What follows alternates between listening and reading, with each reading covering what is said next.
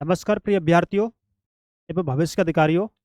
आप लोगों का आपके अपने इस नंदनी आईएएस में स्वागत है। और जैसे कि आप लोग जानते हैं कि पिछले दिनों से आपकी एनसीईआरटी कवर की जा रही है, जो आपके लक्ष्य यूपीएससी बैच 2025 के तहत है। और आपके यूपीएससी जो आईएएस प्रीलिम्स एग्जाम है 25 मई 2025 को ध्यान में रख करके ये कार्यक्रम आपके लिए किया जा रहा है। तो ध्यान रखेंगे 25 मई 2025 आईएएस प्रीलिम्स परीक्षा, उसको ध्यान में रख करके अपने इतिहास को मजबूत करने के लिए, आपके बेसिक कॉन्सेप्ट, आपकी मजबूत पकड़ बनाने के लिए आपको यहाँ से हर चीज़ आपको उपलब्ध कराई जा रही है। तो आज हमारी 7th क्लास की जो हमारे अतीत सेकंड जो बुक है, उसके हमने 2 चैप्टर तो कवर कर लिए हैं पिछले लेक्चर में। और आज से अध्याय 3, 4 और 5 लगभग 3 चैप्टर आज हम करेंगे। तो आप लोग हमारे साथ बने रहिए। और जिनको 6 एनसीईआरटी कवर करनी है तो आप हमारे पिछले लेक्चर देख सकते हैं, जिनमें हमारी जो वीडियो पड़ी हुई है आप उनको देख सकते हैं और अपने बेसिक जो भी कॉन्सेप्ट है उनको हम कवर कर सकते हैं। तो आज हम चलते हैं, है ना।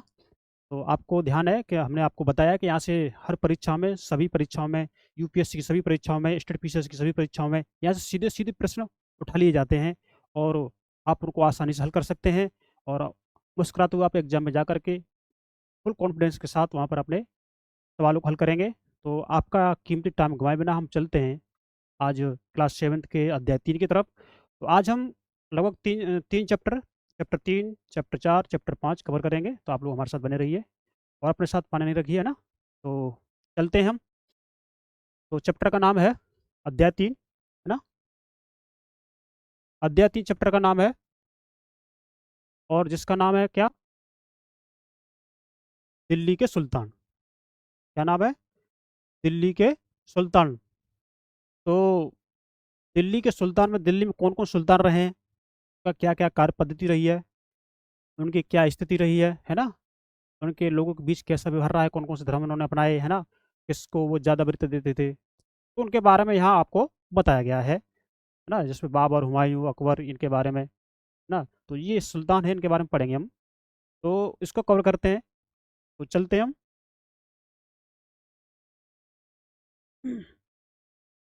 जैसे कि हमने अध्याय 2 में देखा, क्या देखा, कि कावेरी डेल्टा जैसे क्षेत्र बड़े राज्यों के केंद्र बन गए थे। जो कावेरी डेल्टा जैसे क्षेत्र थे, क्या हो गए, बड़े राज्यों के केंद्र बन गए। तो वही इन्होंने यहाँ पे बताया है।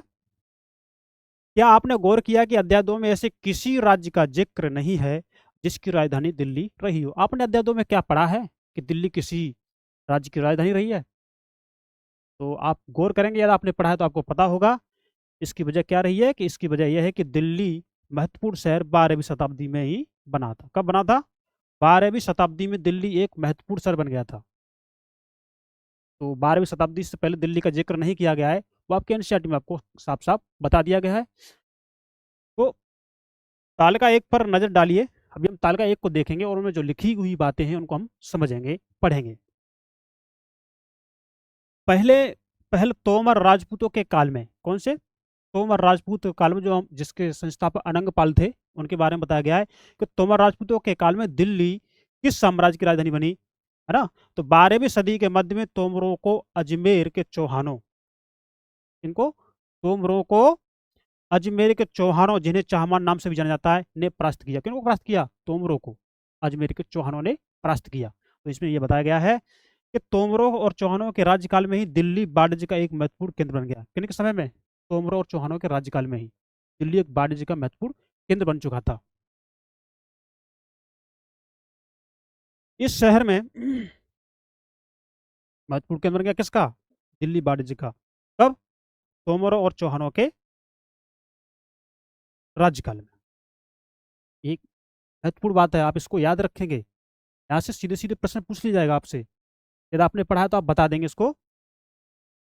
तो इस शहर में बहुत सारे समृद्धशाली जैन व्यापारी रहते थे। मतलब समृद्धशाली, जिनके पास संपत्ति थी, है ना, जो पैसे वाले थे, तो वो लोग यहाँ पर रहते थे। कौन? जैन व्यापारी। और जैन व्यापारियों ने ही क्या बनवाया था वहाँ पे? मंदिर का निर्माण करवाया था। किसका? मंदिर का निर्माण जैन व्यापारियों ने। यहाँ देहलीवाल कहे जाने वाले सिक्के भी ढाले जाते थे, जो काफी प्रचलन में थे। कौन से सिक्के? देहलीवाल वाले सिक्के यहाँ ढाले जाते थे, जो जिनका प्रचलन काफी अधिक मात्रा में था। 13वीं सदी के आरंभ में, कब? 13वीं सदी के आरंभ में तो मैं आपको बता दे रहा हूँ थोड़ा सदी के बारे में। जैसे हम 1200 वर्ष कवर करेंगे, और 1200 के बाद जैसे हम 1201, 1202, 1203 चलते हैं ना, 1201 या 2 या 3 चलते हैं, तो ये जो होगा ना, ये 1201, 2, 3, ये हमारा 13वीं सदी का आरंभ वर्ष होंगे। तो यही इसमें बात कही गई है।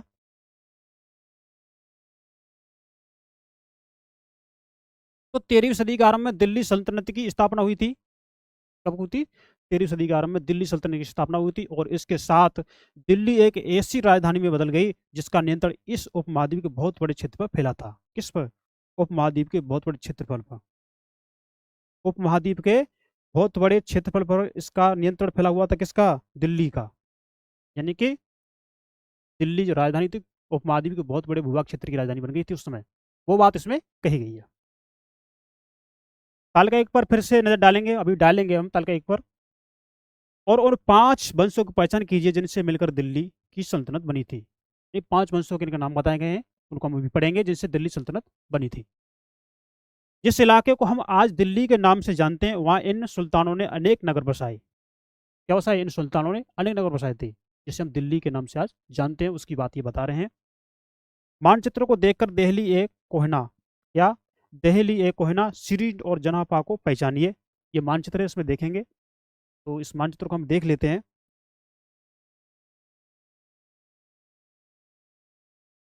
मानचित्र एक में हम इसमें देखेंगे क्या लिखा है इसमें, कि 13वीं 14वीं सदी में दिल्ली सल्तनत के कुछ चुने हुए शहर हैं। तो हम देख रहे हैं कौन कौन शहर हैं।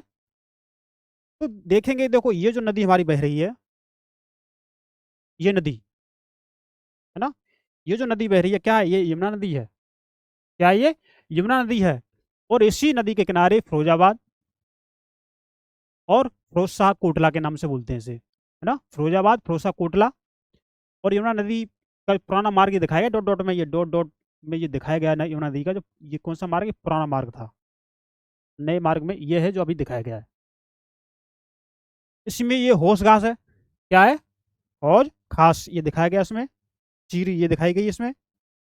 जहां पना, देहली ये कोहना, कुतुब मीनार, हौज सुल्तानी, तुगलकाबाद और आदिलाबाद, इनका इसमें चित्रण किया गया। आपके मैप में आप इसे देख सकते हैं ध्यान से, है ना। तो अगर हो सके तो आप इसका स्क्रीनशॉट भी ले सकते हैं। और मैंने आपसे कहा है कि आप लोग अपने साथ कॉपी पेन रखेंगे, तो आप जो चीज़ आपको इम्पोर्टेंट लग रही है आप उनको ध्यान से पढ़ेंगे, है ना, और उसे नोट भी करेंगे। अब तालिका एक के बारे में बता रहे हैं, है ना। तो तालिका एक को आप थोड़ा देख लेंगे हमारे साथ साथ, कि दिल्ली के शासक हैं। दिल्ली के शासक के बारे में इसमें बताया गया है। क्या है? राजपूत वंश। तो राजपूत वंश में ये तोमर हैं, है ना, इनका आरंभिक जो हुआ तो 12वीं शताब्दी से लेके 1165 में। यानी कि 1200, जो 12वीं शताब्दी शताब्दी थी, यानी कि 1101 से लेके और 1165 का जो समय बताया गया इसमें, इसकी बात की गई है। तो तोमर का जो संस्थापक कौन था? अनंगपाल, है ना। और इस अनंगपाल को चौहानों ने हराया था। तो इसके बारे में डिटेल से हम आगे की जो कक्षाएं होंगी उनमें जो एनसीईआरटी होगी उसको हम डिटेल से पढ़ेंगे। तो जो चीज़ें हैं हम उनको आसानी से और समझ सकेंगे, है ना। तो अभी जितना है आप उतना समझ लेंगे तो ज़्यादा बेहतर होगा। तो ये अनंगपाल हैं जो 1130 से लेकर 1145 के समय दिया गया है, अनंगपाल का। चौहान के बारे में देखेंगे जिनका 1165 से लेकर 1192 का समय दिया गया है। पृथ्वीराज चौहान जो 1175 से लेकर 1192 का समय दिया गया है ना। त्रायणी का जो प्रथम द्वितीय आप युद्ध पढ़ते हैं वो पृथ्वीराज चौहान के मध्य हुए युद्ध थे। पहले युद्ध में जीत गए, दूसरे में ये हार गए थे। तो यही इसमें बात की, इसके बारे में डिटेल से पढ़ेंगे आगे आने वाली जो कक्षाएं होंगी उनमें, है ना। तो आप वहां से अच्छी बातों को ध्यान में रखेंगे, और यहाँ जो हम सीख रहे हैं उसको अपने आत्मसात करेंगे, अच्छे से सीखेंगे विद कॉन्सेप्ट के। अब हम इसमें देखते हैं प्रारंभिक तुर्की शासक। तो प्रारंभिक तुर्की शासक है, इसका जो समय पीरियड है वो 1206 से लेके 1290 का है। कितना है? 1206 से लेके 1290 का है। और प्रारंभिक तुर्की शासक में कौन है? अब देखेंगे कुतुबुद्दीन ऐबक है। इसका पीरियड कितना है? 1206 से लेके 1210। अभी इनके बारे में आगे पढ़ेंगे, है ना, डिटेल में पढ़ेंगे। और कुतुबुद्दीन ऐबक का जो गुलाम है ना, कौन था? शमसुद्दीन इल्तुतमिश। कौन था? इल्तुतमिश, जो 1210 से लेके 1236 का समय इसका दिया गया है, टाइम पीरियड, इनके कार्यकाल का टाइम पीरियड दिया गया है कि इतने समय से इतने समय तक ये लोग रहे, अपने कार्यकाल इन्होंने किया है। रजिया जो इल्तुतमिश की बेटी थी, है ना, इनका समय जो 1236 से लेके 1240 तक इनका समय रहा था, है ना। इनके प्रति वहाँ के जो शासक के जो दरबारी थे, उनके इनके प्रति क्या था, नफरत की जो दृष्टि थी, उसमें इसको हम पढ़ेंगे, अभी बताया गया इसमें आगे। तो लगभग इन्होंने 4 साल 4 महीने 4 दिन का इन्होंने शासन किया था, वो इसमें बताया गया है। और गयासुद्दीन बलबन जो 1266 से लेके 1287 का इन्होंने समय दिया है। इल्तुतमिश का मकबरा आप देखेंगे, एक नज़र हम चित्रों पर डाल लेते हैं तो हमारे चित्र की जो पिक्चरलाइजेशन की मेमोरी जो होती है वो हम अच्छे से ऑब्जर्व कर सकते हैं। तो आप देखेंगे कि इल्तुतमिश का मकबरा क्या है। अब हम खिलजी, जो खिलजी वंश लगाए, सब खिलजी वंश भी बोल सकते हैं ना। तो खिलजी वंश जो 1290 से लेके 1320 का समय दिया गया है। कितना? 1290 से लेके 1320 का समय दिया गया, किसका? खिलजी वंश का। अब इसमें जलालुद्दीन खिलजी के बारे में बताया गया है। इसका कितना पीरियड है? 1290 से लेके 1296 का पीरियड इसमें दिया गया है। अब अलाउद्दीन खिलजी देखेंगे, कितना है? 1296 से लेकर 1316 का इसमें पीरियड दिया गया है ना। अब ये मत करना कि हम इनको डेटों को रटना शुरू कर दें। जब आप इनको 2-4 बार देखेंगे, है ना, अपने आंखों से इसको गुजार लेंगे, तो क्या होगा, ये चीज़ अपने आप दिमाग से अपने आप निकलने लगती है। क्योंकि जैसे मोबाइल नंबर हम रटते तो नहीं है, लेकिन हमें फिर भी वो याद हो जाता है। क्यों? हमने, क्योंकि हम उसको बार बार देखते हैं। वही बात है कि डेट को हम बार बार देखने से हमको वो याद हो जाती है, रटना नहीं है ना। तो ये हो गया तुगलक वंश। समय 1320 से लेकर 1414 का है, किसका? तुगलक वंश का। अब तुगलक वंश में कौन कौन से तुगलक रहे हैं उनके बारे में पढ़ लेते हैं, थोड़ा जान लेते हैं, लेकिन डेट को, तिथियों को। तो गयासुद्दीन तुगलक के बारे में जानेंगे तो इनका समय रहा है 1320 से लेके 1324, किसका? गयासुद्दीन तुगलक का। अब मोहम्मद तुगलक देखेंगे, इनका समय कितना रहा है? 1324 से लेकर 1351 का इनका समय रहा है। फिरोज शाह तुगलक देखेंगे तो 1351 से लेकर 1388 के इनके बीच में समय रहा है ना। हमने कहा है कि इनके बारे में डिटेल से आगे पढ़ेंगे। और आप इसे देखेंगे, क्या है ये? अलाई दरवाजा है। एक बार आप इसको देख लेंगे, क्या है ये? अलाई दरवाजा का इसमें चित्र दिखाया गया है। तो हमें उम्मीद है आप लोग समझ पा रहे होंगे। अब इसमें सैयद वंश थोड़ा देख लेते हैं। सैयद वंश कितना है? 1414 से लेकर 1451 सैयद वंश, जिसमें खिज्र खान हो गया, कितना? 1414 से लेकर 1421 तक। लोधी वंश देखेंगे इसके बाद, कितना है? 1451 से लेकर 1526 तक लोधी वंश। और इसमें है बहलोल लोधी, जो 1451 से लेकर 1489 की इसमें डेट दे रखी है। इस तरह इसका टाइम पीरियड रहा है काम करने का, सत्ता संभालने का। दिल्ली के सुल्तान का जो मकबरा है ना, जो चित्रकला दिखाई गई है, इसमें आप देखेंगे कि उनकी बिल्डिंग कैसी थी, है ना। तो इनके बारे में अभी हम पढ़ेंगे डिटेल से। देखो, अब हमें दिल्ली के सुल्तानों के बारे में जानकारी मिली कैसे? तो वो इन्होंने इसमें बताया है, स्थापत्य यानी भवन निर्माणों की कला से दिल्ली के सुल्तानों के बारे में जानकारी मिली थी। सिक्कों से मिली थी, अभिलेखों से मिली थी, तो वही इसमें इन्होंने बताया गया है। तो इनको हम पढ़ लेते हैं। तो हालांकि दिल्ली के बारे में जानकारी कैसे करेंगे, तो उसको हम पढ़ेंगे कि अभिलेख, हमने बता दिया अभिलेख क्या होते हैं। अभिलेख, सिक्कों, स्थापत्य, स्थापत्य का मतलब होता है भवन निर्माण, है ना। स्थापत्य के माध्यम से काफी सूचना मिलती है दिल्ली के सुल्तानों के बारे में। और भी महत्वपूर्ण वे इतिहास, तारीख, तारीख ये है एक वचन,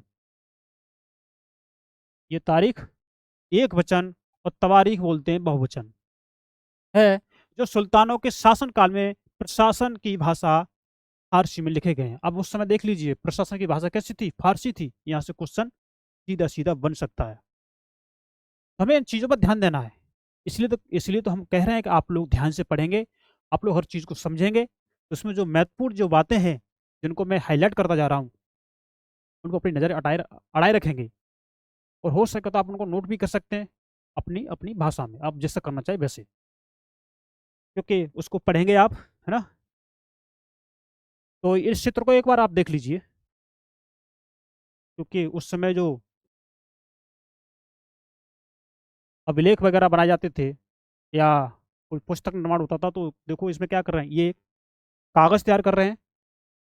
क्या कर रहे हैं ये कागज बना रहे हैं, है ना। और ये इन पर लिखने का काम कर रहे हैं। और ये जो भाई साहब हैं, ये इन पर अक्षरों को, मतलब जो बहुत महत्वपूर्ण इंपॉर्टेंट अक्षर हैं उनको, जो लोगों को दूर से देखे उन पर स्वर्ण चित्रकार कर रहे हैं उन पर, मतलब उनको अक्षरों को स्वर्ण के अक्षरों से बना रहे हैं, ऐसे इनमें बताया गया है। और उस पर गिल्द बोलते हैं, मतलब एकदम फट्टे के टाइप में, है ना। किताब का जो कॉपी का या रजिस्टर का जो ऊपरी परत होती है, जो फट्टा टाइप बोलते हैं, जो पूरी बुक तैयार होती है बाद में, तो वो गिल्द का काम कर रहे हैं, है ना। तो हम देखो उसको देख लेते हैं क्या है। चित्र एक में पांडुलिपि को कैसे तैयार कर रहे हैं, है ना। तो इसके चार चरण बताए गए हैं, इसको आप देख लेंगे। तो जैसे कि नंबर एक में दिखाया गया कागज तैयार करना, कागज बना रहे हैं ये लोग। दूसरे में लेखन कार्य कर रहे हैं, जो हमने आपको बता दिया।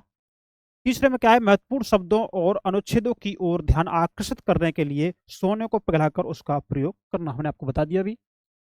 और चौथा है जिल्द तैयार करना, है ना। तो जिनको पता नहीं जिल्द क्या होता है, तो हमने बता दिया, जिल्द वो होता है ऊपरी मोटा कागज, जो उसमें ऊपरी परत का काम करता हो, है ना, उसकी अंदर के प्रयोजों को सेफ्टी रखने के लिए। तो अब हम इसमें आगे देखते हैं। तवारीख के लेखक कौन, तवारीख के लेखक सचिव, प्रशासक, कवि और दरबारियों जैसे सुरक्षित, सॉरी, सुशिक्षित सुशिक्षित व्यक्ति होते थे। कौन होते थे, प्रशासक होते थे, कवि होते थे, दरबारियों जैसे जो स्वयं शिक्षित व्यक्ति होते थे, उनके बारे में बताया गया है। कौन, तवारीख के लेखक। और क्या करते थे ये, जो घटनाओं का वर्णन भी करते थे। और ये ऐसा लिखते थे जिससे शासन की प्रशंसा हो जाए, और उनसे उनकी जो रहमत बोलते हैं या उनके दान पाने की ये आशा रखते थे। उनकी मतलब एक तरह से मान लीजिए कि चापलूसी टाइप में आप समझ सकते हैं ना। तो घटनाओं का क्या करते थे, वर्णन करते थे, और शासकों को प्रशासन संबंधी सलाह भी देते थे। वे न्याय संगत शासन के महत्व पर बल देते थे। और इसी को हम न्याय चक्र के बारे में थोड़ा पढ़ लेंगे। क्या है कि 13वीं सदी के इतिहासकार फख्र ए मुदब्बिर ने लिखा है। क्या लिखा है,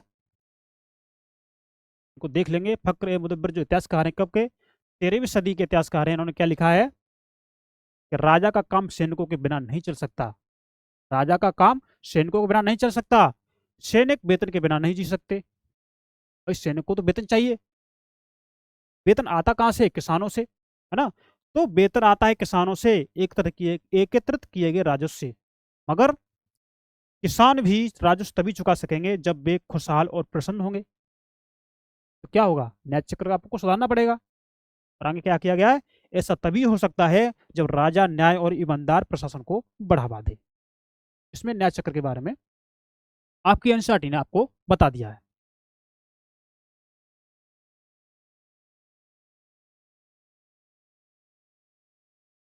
अब इसमें देखेंगे, ये कुछ और बातें ध्यान में रखेंगे। क्या, कि तवारीख के लेखक कौन, तवारीख के लेखक नगरों में, विशेषकर दिल्ली में रहते थे। शायद कोई गांव में रहता हो, लेकिन विशेषकर कहाँ रहते थे, दिल्ली जैसे नगरों में रहते थे, और ज्यादातर संख्या में दिल्ली में रहते थे। ये उन्होंने बताया गया है। गांव में शायद ही कभी रहते हो। नंबर 2 पे क्या गया है, वे अक्सर अपने इतिहास सुल्तानों के लिए उनसे ढेर सारे, क्या है उनका इतिहास जो अपने सुल्तानों के लिए, क्या उनसे ढेर सारे इनाम इकराम, इकराम दान, है ना, इनाम और इकराम पाने की आशा में लिखा करते थे। देख सकते हैं मैंने आपको क्या बताया था पहले, आप इसको यहाँ से लिंक कर सकते हैं। ये लेखक अक्सर शासकों को जन्म सिद्ध अधिकार, ध्यान रखेंगे, जन्म सिद्ध अधिकार। कौन, जो लेखक थे, कौन, तवारीख, ये शासकों को जन्म सिद्ध अधिकार और लिंग भेद पर आधारित आदर्श समाज व्यवस्था बनाए रखने के लिए सलाह देते थे। और वो तवारीख, लिंग भेद, है ना, स्त्री पुरुष में उनके शारीरिक और सामाजिक बनावट के आधार पर, सामाजिक शरीर बनावट के आधार पर उनको भेद करते थे स्त्री और पुरुषों में। लिंग भेद हो गया। जन्म सिद्ध अधिकार का मतलब क्या हो गया कि जो विशेष परिवार में जन्मा हो, राजा वर्ग में जन्मा हो, कुलीन वर्ग में जन्मा हो उसको, उसके वंशज को शासन चलाने का अधिकार उन्होंने ये बताया है। तो इसके बारे में हम थोड़ा जो बताया गया इसमें हम पढ़ लेंगे अभी, तो हमारे सब डाउट क्लियर हो जाएंगे। और आदर्श समाज मतलब श्रेष्ठ समाज की ये क्या करते थे, व्यवस्था बनाए रखने की सलाह देते थे। तो हम पढ़ेंगे, देखो जन्मसिद्ध अधिकार क्या है इन्होंने, क्योंकि आपकी ये सेवन्थ क्लास की एनसीईआरटी है, तो सेवन्थ क्लास के बच्चे को समझने के लिए उन्होंने जो लिखी है हम उसको पढ़ लेते हैं। तो जन्मसिद्ध अधिकार, जन्म के आधार पर विशेषाधिकार का दावा उदाहरण के लिए लोग मानते थे कि कुलीन व्यक्तियों को कुछ खास परिवारों में जन्म लेने के कारण शासन करने का अधिकार विरासत में मिलता है, जो हमने आपको बता दिया। लिंग भेद में आप देखेंगे कि स्त्रियों तथा पुरुषों के बीच सामाजिक तथा शरीर रचना संबंधी अंतर आमतौर पर यह तर्क दिया जाता है कि ऐसे अंतर के कारण पुरुष स्त्री की तुलना में श्रेष्ठ हैं, इन्होंने ये बताया है। तो हमने इसको पढ़ ही लिया है।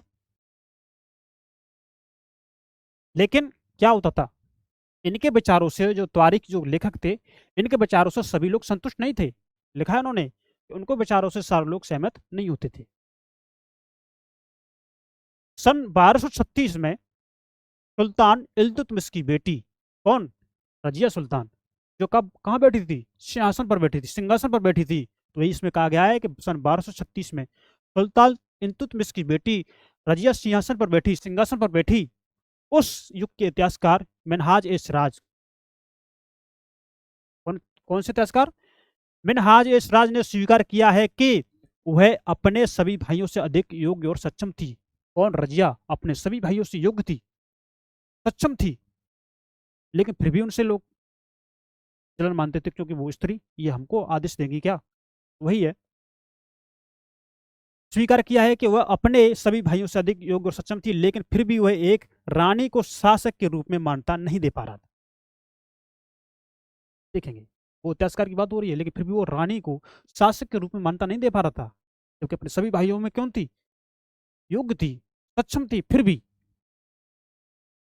दरबारी जन भी उसके स्वतंत्र रूप से शासन करने की कोशिशों से प्रसन्न नहीं थे। वहां के जो दरबारी लोग थे उसके शासन करने की गतिविधि से वो लोग प्रसन्न नहीं थे। क्यों, क्योंकि वो स्त्री थी, इस वजह से सन 1240 में उसे सिंहासन से हटा दिया गया। कब, सन 1240 में उसे सिंहासन से हटा दिया। लगभग उसने 4 साल शासन किया था रजिया सुल्तान ने। अब रजिया के बारे में मिनहाज ए सिराज के विचार हैं, उनको हम देखेंगे। क्या विचार है इनके, मिनहाज ए सिराज का सोचना था, क्या सोचना था कि ईश्वर ने जो आदर्श समाज व्यवस्था बनाई है, आदर्श समाज जो व्यवस्था बनाई है उसके अनुसार स्त्रियों को पुरुषों का अधीन होना चाहिए। ये इतिहासकार बोल रहे हैं, उसके अनुसार स्त्रियों को पुरुषों के अधीन रह करके काम करना चाहिए। और रानी का शासन इस व्यवस्था के विरुद्ध जाता है, और जो रानी जो शासन कर रही है ना, वो इस व्यवस्था के एकदम अलग है, वो ये इतिहासकार बता रहे हैं। इसलिए वो पूछता है, क्या पूछता है कि खुदा की रचना के खाते में उसका ब्यौरा, खुदा की जो रचना उसके खाते में उसका जो ब्यौरा है, ब्यौरा चूंकि मर्दों की सूची में नहीं आता है, वो मतलब उनका ब्यौरा है जो रजिया सुल्तान का, वो मर्दों की सूची में नहीं आ रहा है ना। तो उसमें ये बताया गया है, इसीलिए इतनी शानदार खूबियों से भी उनसे आखिर हासिल क्या हुआ, ये जो शानदार खूबियां थी उससे क्या हासिल हुआ, वो उसके बारे में उन्होंने ये बता दिया है।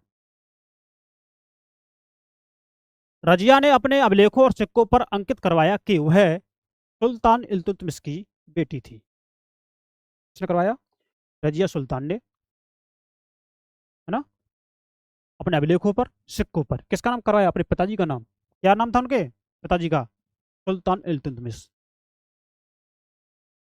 देखेंगे आधुनिक आंध्र प्रदेश के वारंगल क्षेत्र में, जो आंध्र प्रदेश का जो वारंगल क्षेत्र है उसके बारे में उन्होंने बताया है, किसी समय काकतीय वंश का राज्य था। किसी समय, समय डेट नहीं दी गई, किसी समय काकतीय वंश का क्या था, राज्य था। उस वंश की रानी कौन थी? रुद्रमा देवी थी।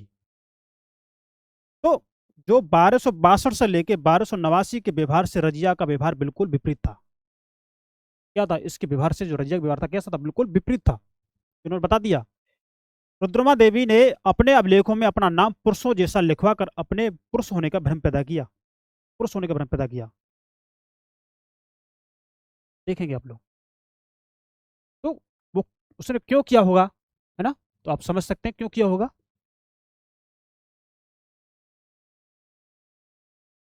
एक और महिला शासक थी इसके अलावा। कौन?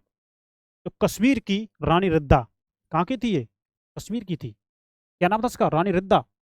अब रिद्दा समझने से आप समझ में पा रहे होंगे क्या रहा होगा इनका योगदान। तो जो 990 से लेके 1003 का समय है इसका, है ना? उनका नाम दीदी, दीदी का मतलब होता है बड़ी बहन, तो उनका नाम दीदी बड़ी बहन से निकला है ना? जाहिर है प्रजा ने अपनी प्रिय रानी को ये स्नेह भरा संबोधन दिया होगा। मतलब उस समय वहाँ की जो प्रजा होगी अपनी रानी को स्नेह भरा, है ना, उनको चाहत रखती होगी रानी के प्रति, उनकी वहाँ की जनता। तो आप देख सकते हैं। तो ये तो मैंने बताया आप लोगों के लिए, ये तो खुद करने के लिए है ना, जहाँ ये क्वेश्चन मार्क चिन्ह लग रहे हैं मैंने आप खुद देखेंगे, क्योंकि आपकी एग्जाम की डेट है, तो उसके हिसाब से हमें काम करना है। और आप लोग भी उसी के हिसाब से काम करेंगे, क्योंकि आप लोग एक एक दिन को, और दिन के अंदर जो घंटे होते हैं उनको, और जो घंटे के अंदर जो मिनटें होती हैं उनको, और सेकंडों को सही से यूज़ करेंगे, तो आप अपने लक्ष्य को आसानी से पा ले जाएंगे ना। पर यूज़ करना है, दुरुपयोग नहीं। वही जैसे हम पढ़ रहे हैं पढ़ते चलेंगे। दिल्ली सल्तनत का विस्तार गैरिसन शहर से साम्राज्य तक। जो दिल्ली साम्राज्य का विस्तार दिया गया उसके बारे में उन्होंने चित्र में दिखा दिया गया है ना? तो चित्र को हम एक बार देख लेते हैं। जो हमें नक्शा दिया गया, जो मैप दिया गया है भारतीय उपमहाद्वीप का, तो वह जो क्षेत्र लिखा है ये दिए गए अवध हो गया, है ना? अवध, अवध हो गया ये, लखनौती। अब इसमें देखो लाहौर वगैरह ये, मुल्तान, ये तो अभी जो पाकिस्तान का क्षेत्र है उसमें पहुंच गए हैं, लेकिन बात तो हम पूरे उपमहाद्वीप की कर रहे हैं ना। ये नंदाना, राजकोट देखेंगे। कवर हिंद, कोहराम, सोनाम, सरस्वती, बारवाला, हासी, है ना, बारन, बदायूं, दिल्ली, मंदोर, कौल, ग्वालियर, रणथंभौर, संभावनक, कासली, अजमेर, इनको देख सकते हैं आप लोग, देवल, ये क्षेत्र थे दिल्ली साम्राज्य के विस्तार के। तो ये मानचित्र 2 है ये, इसके बारे में लिखा है क्या कि शमसुद्दीन इल्तुतमिश द्वारा जीते गए प्रमुख शहर, इनके नाम दिए गए।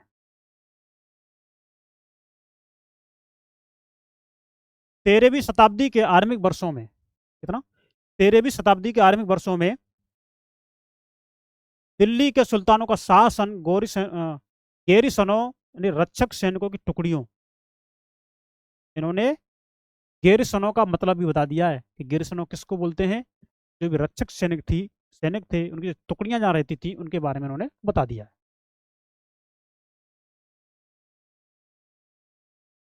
कि नवाज के लिए बने मजबूत किलेबंद शहरों से परे शायद ही कभी फैला हो ना? मतलब जहाँ इनका निवास स्थान था टुकड़ियों का, वहां तक इनका ये विस्तार था, और साथ इसके आसपास भी कहीं विस्तार गया हो तो उसमें ये बताया गया है। शहरों से संबंध, लेकिन उनसे दूर भीतरी प्रदेश, है ना? भीतरी प्रदेश मतलब जहाँ कोई शासन व्यवस्था है, यहाँ राज्य क्षेत्र है, उसके आसपास की भूमि या उनसे वहाँ के जो समुदाय, उनको जो वस्तु पदार्थ सेवा का आदान प्रदान करते हैं तो हमारे भीतरी क्षेत्र में आते हैं। तो भीतरी प्रदेशों पर उनका नियंत्रण ना के बराबर था, और इसीलिए उन्हें आवश्यक सामग्री, रसद आदि के लिए व्यापार, कर या लूटमार पर ही निर्भर रहना पड़ता था। तो ये गैरिसन और ये भीतरी प्रदेश, इनके बारे में एनसीईआरटी ने बता दिया, हम इनको एक बार फिर से पढ़ लेते हैं। देखिए, भीतरी प्रदेश किसी शहर या बंदरगाह के आसपास, है ना, कोई क्षेत्र है या कोई शहर है या कोई बंदरगाह, उसके आसपास का जो क्षेत्र है इलाके, आसपास के इलाके जो उस शहर के लिए वस्तुओं और सेवाओं की पूर्ति करे, वो मैंने आपको बता दिया, वो क्या होते हैं? भीतरी प्रदेश होते हैं। अब गैरसन के बारे में देखेंगे। गैरसन क्या होता है? किलेबंद बसाव जहाँ सैनिक रहते हैं, एक सैनिक रहते हैं, उनका जो किलेबंद का बसाव है, जिनके अंदर सैनिक रहते हैं, उनके बारे में उन्होंने गैरसन बता दिया कि इसको हम गैरसन बोलते हैं, भीतरी प्रदेश इसको बोलते हैं। इन शब्दों को हाईलाइट किया गया है, इन शब्दों को। आप यकीन मानिए, अगर इन शब्दों को नोट भी कर लेते हैं ना, तो आप जब मेंस लिखेंगे या निबंध लिखेंगे या लेखन कार्य की प्रैक्टिस करेंगे, तो ये शब्द जो आपको बहुत महत्वपूर्ण समझ विकसित करेंगे ना, आप समझेंगे कि हमें जो पढ़ा है हमने एनसीईआरटी, उससे हमें कुछ फायदा हुआ है, आप समझेंगे खुद ही। तो दिल्ली से सुदूर, दिल्ली से दूर दूर, तो दिल्ली से सुदूर बंगाल और सिंध के गैरसन शहरों का नियंत्रण बहुत कठिन था। तो गैरसन शहर हमने बता दिया क्या होते हैं, है ना, वही बता दिया। बगावत, युद्ध, यहाँ तक कि खराब मौसम से भी उनसे संपर्क के नाजुक सूत्र छिन्न भिन्न हो जाते थे। मतलब ये कि खराब मौसम के समय कई जो दूर दूर दूर के क्षेत्र हैं, वहाँ जो गिरसन शहर है, जहाँ सैनिक लोग रहते हैं, वहाँ से उनका संपर्क सही से नहीं हो पाता था, या खराब मौसम हो गया, उसकी वजह से उनसे संपर्क टूट गया, या कोई और समस्या आ गई, है ना, क्योंकि दूर दूर जो जगह है उन पर नियंत्रण रख पाना थोड़ा कठिन होता है। तो अब देखेंगे क्या है, क्या बताइए आपकी एनसीईआरटी। तो शासन को अफगानिस्तान से आने वाले, कहाँ से? शासन के जो अफगानिस्तान से आने वाले हमलावरों, अफगानिस्तान से जो भी हमलावर आते थे उनसे और उन सूबेदारों से बराबर चुनौती मिलती रहती थी। तो इनको पता था लंबा लंबा सफर है, शासन और सुल्तान के पास इनके संपर्क के सूत्र छिन्न भिन्न हो रहे हैं, तो इन्हें आसानी से हरा सकते हैं और उन क्षेत्रों पर हम अपना कब्जा कर सकते हैं। ये आपके एनसीईआरटी में आपको बताया गया है। जो जरा सी कमजोरी का आभास मिलते ही विद्रोह का झंडा खड़ा कर देते, जो मैंने आपको अभी बता दिया। इन चुनौतियों के चलते सल्तनत बड़ी मुश्किल से किसी तरह अपने आप को बचाए हुए था, लेकिन फिर भी वो अपने आप को बचाए हुए था किसी भी तरह से। इसका विस्तार गयासुद्दीन बलबन, अलाउद्दीन खिलजी और मोहम्मद तुगलक के राज्यकाल में हुआ। देखिए, जब विस्तार हुआ, गैरसन क्षेत्र थे, उनके लिए क्या चाहिए भाई? खाने पीने के लिए चीज चाहिए, सैनिक उनके लिए वेतन चाहिए। तो उन क्षेत्र जहाँ गैरसन क्षेत्र, तो वहाँ क्या करेंगे? ये वहाँ के जंगल उनको साफ करेंगे, वहाँ भूमि को उपजाऊ बनाएंगे, वहाँ के जो भूमि है वो किसानों को सौंप देंगे और उनसे राजस्व इकट्ठा करेंगे, उनके लिए व्यापारिक मार्ग बनाएंगे, बाजार बनाएंगे। तो वही इसमें आपको बताया गया है, तो हम इसको पढ़ते हैं। सल्तनत की भीतरी सीमाओं में, है ना, सल्तनत की भीतरी सीमा में जो अभियान चले, उनका लक्ष्य था कि गैरसन शहरों की पृष्ठभूमि में स्थित भीतरी क्षेत्रों की स्थिति को मजबूत करना। मैंने अभी आपको क्या समझाया? जो गैरसन क्षेत्र हैं, उनकी स्थिति उसको मजबूत करना, जो किसी और पर निर्भर ना रह सकें, किसी के लालच में ना आ सकें, वो इसमें ये बताया गया है कि इन अभियानों के दौरान गंगा यमुना, कौन, गंगा यमुना के दोआब से जंगलों को साफ कर दिया गया, जंगल काट दिए गए, और शिकारी संग्राह को, शिकारी थे जो संग्राह थे, जो संग्राह में पहले पढ़ चुके हैं क्या होते संग्राह, तो शिकारी संग्राह को तथा चरवाहों को उनके पर्यावास से विस्थापित कर दिया। अब जाओ यहाँ से, यानी कि खदेड़ दिया। वह जमीन किसानों को दे दी गई, जंगल साफ किए, वाकई जो शिकारी संग्राहक थे उनको क्या कर दिया, उनको वहां से भगा दिया, और जो वो जमीन थी किसको दी थी? किसानों को दे दी। तो किसानों को दे दी गई और कृषि कार्य को प्रोत्साहन दिया गया। व्यापार मार्गों की सुरक्षा और क्षेत्रीय व्यापार की उन्नति की खातिर नए किले और शहर बनाए और बसाए। मैंने आपको भी बता दिया, थोड़ी देर पहले समझा दिया 2 मिनट की बात में। दूसरा विस्तार इसमें देखेंगे क्या है, कि दूसरा विस्तार सल्तनत की बाहरी सीमा पर हुआ। सल्तनत की जो बाहरी सीमाएं थी, उन पर इसका विस्तार हुआ। अलाउद्दीन खिलजी के शासनकाल में दक्षिण भारत को लक्ष्य करके सैनिक अभियान शुरू किए। अलाउद्दीन खिलजी के शासनकाल में जो दक्षिण भारत है उसको उन्होंने टारगेट बनाया और उनको अपनाने के लिए उन्होंने सैनिक अभियान शुरू किए। तो ये इसमें बता रहे हैं। अब मानचित्र 3 में देखेंगे, और ये अभियान मोहम्मद तुगलक के समय में अपनी चरम सीमा पर पहुंचे। जो मोहम्मद तुगलक थे उनकी समय सीमा थी उसमें, ये और अधिक उच्चतम बिंदु पर पहुंच गए ये अभियान। इन अभियानों में सल्तनत की सेनाओं ने हाथी, घोड़े और गुलाम और मूल्यवान धातु अपने कब्जे में ले ली। और इसको आगे देखेंगे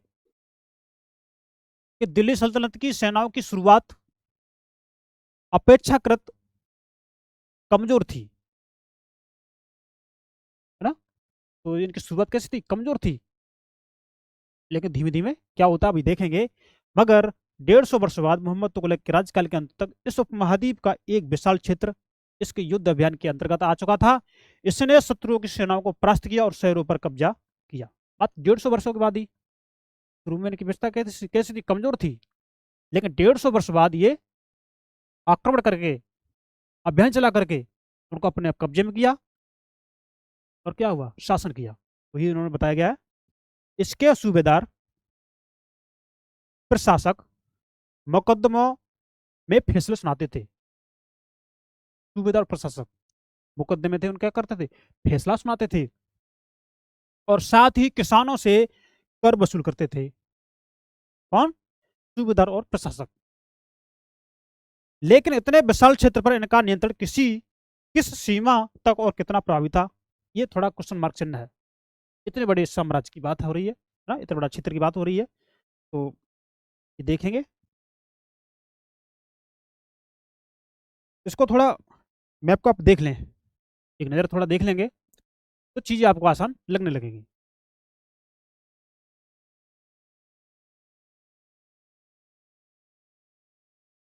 देखते हैं, ये यहाँ पर पंजाब है, ये दिल्ली है। अब इसको दो, दिल्ली से गुजरात को उन्होंने 1299 में जीता। ये दिल्ली से गुजरात को उन्होंने 1299 में जीता। और चित्तौड़ को दिल्ली से इन्होंने 1303 में जीता। अपने साम्राज्य का विस्तारित तो किया, कैसे करके, युद्ध करके। 1303 में चित्तौड़ को अपने कब्जे में लिया।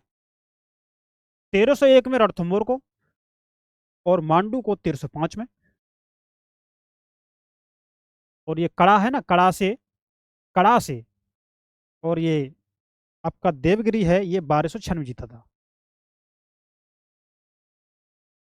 1302 1303 में वारंगल को जीता उन्होंने, दिल्ली से जीता था। ये सुल्तानत इनकी बात हो रही है।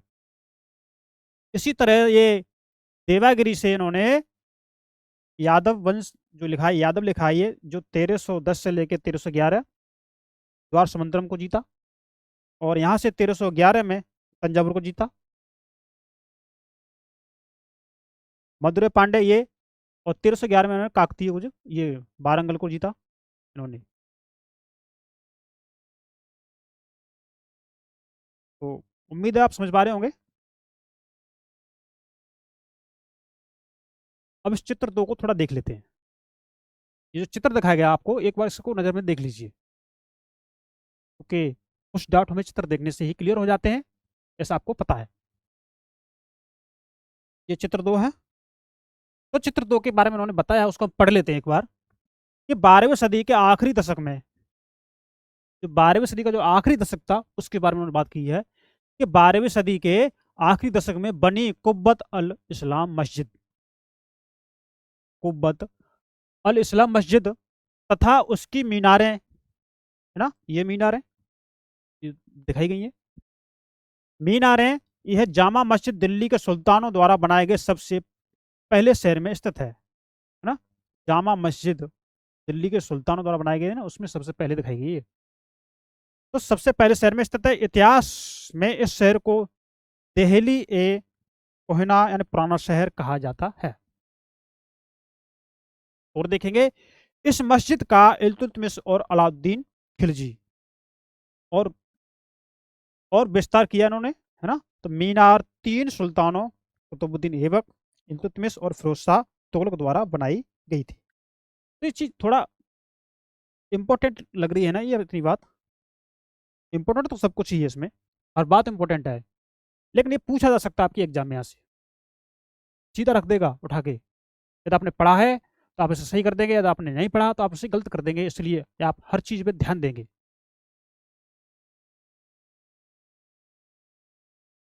ये मस्जिद के बारे में कहा गया है। मस्जिद, ये अरबी का शब्द है। किसका? अरबी का शब्द है क्या, मस्जिद, जिसका शाब्दिक अर्थ है ऐसा स्थान जहां मुसलमान अल्लाह की आराधना में सजदा, सजदा का मतलब क्या किया है, इसमें घुटने और माथा टेक कर करते हैं।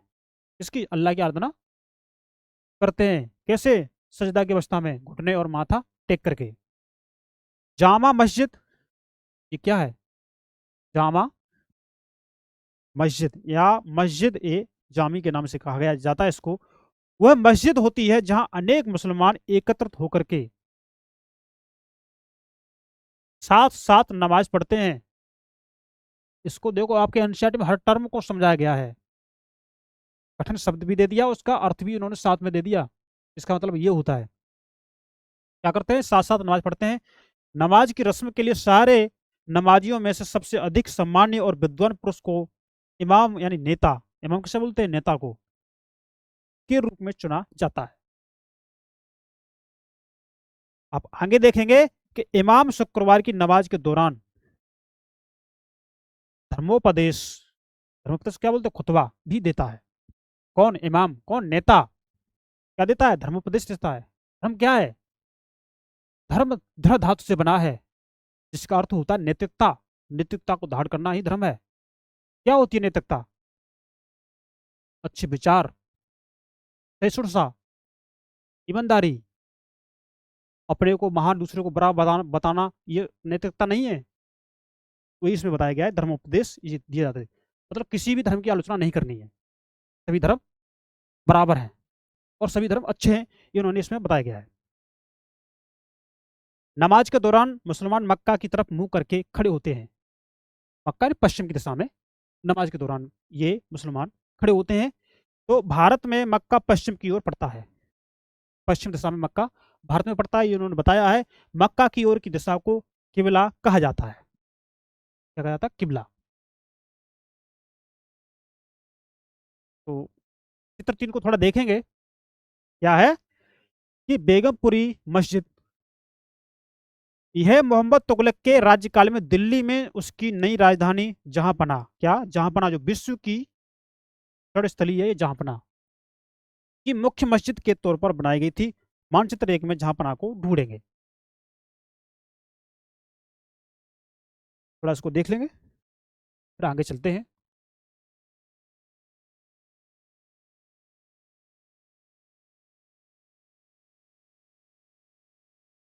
ये चित्र 4 है, ये वाला ना, और ये चित्र 5 है, इसको भी थोड़ी देर में देख लेंगे। तो दिल्ली के सुल्तानों ने सारे उपमहाद्वीप के अनेक शहरों में मस्जिदें बनवाई। अनेक शहरों की बात हो रही है। दिल्ली के सुल्तानों ने उपमहाद्वीप, जो हमारा उपमहाद्वीप है ना, उसमें क्या बनाई, मस्जिद बनवाई थी। यानी अनेक शहरों में, कई शहरों में मस्जिद बनवाई। इससे उनके मुसलमान और इस्लाम के रक्षक होने के दावे का बल मिलता है। इससे मिलता है कि हाँ, मुसलमान के रक्षक होने का दावा, या उनके इस्लाम के रक्षक या मुसलमान के रक्षक होने का दावा, उनका बल होने का ये प्रमाण मिलता है। समान आचार संहिता और आस्था का पालन करने वाले श्रद्धालुओं के परस्पर एक समुदाय से जुड़े होने की ये भी बात मिलती है ना। तो जुड़े होने का बोध उत्पन्न करने में भी मस्जिद सहायक थी। एक समुदाय का अंग होने के बोध को प्रबल करना जरूरी था, क्योंकि मुसलमान अनेक भिन्न भिन्न प्रकार की पृष्ठभूमियों से आते थे। तो ये चित्र 4 है ना, मौट की मस्जिद, देख लेंगे आप, ऐसी है ये। और सिकंदर लोदी के शासनकाल में ये इसके मंत्री द्वारा बनवाई गई थी। देखो, यहाँ से सीधे सीधे उठा लिया जाएगा, यहाँ से क्वेश्चन सीधा उठा लिया जाएगा, उठा के और आपके एग्जाम में चिप दिया जाएगा। और आप, अगर इसने आपको पढ़ लिया है ढंग से, इसको आपने, आप इसको सही कर देंगे। क्या है कि कौन सी मस्जिद? मौट की मस्जिद सिकंदर लोदी के शासन काल में उसके मंत्री द्वारा ये बनवाई गई थी। देख लीजिए, मंत्री भी में कैसे हो रहे होंगे। तो मोट की मस्जिद को आप याद रखेंगे। चित्र 5 देखेंगे आप लोग, क्या इसमें कि जमाली कमाली की मस्जिद है ये, जमाली कमाली की मस्जिद है, जो 1520 के दशक के आखिरी दिनों में निर्मित है। कब? 1520 के दशक में आखिरी दिन थे उनमें ये निर्मित हुई थी। हमने आपको ये इनके बारे में बता दिया है। और खिलजी और तुगलक वंश के अंतर्गत प्रशासन और समेकन नजदीक से एक नजर, समेकन मतलब चीजों को एक नजर में देखना, उनको नियंत्रण करना या उनको इकट्ठा करना, समेकन हो गया, है ना। तो इसको हम देखते हैं कि दिल्ली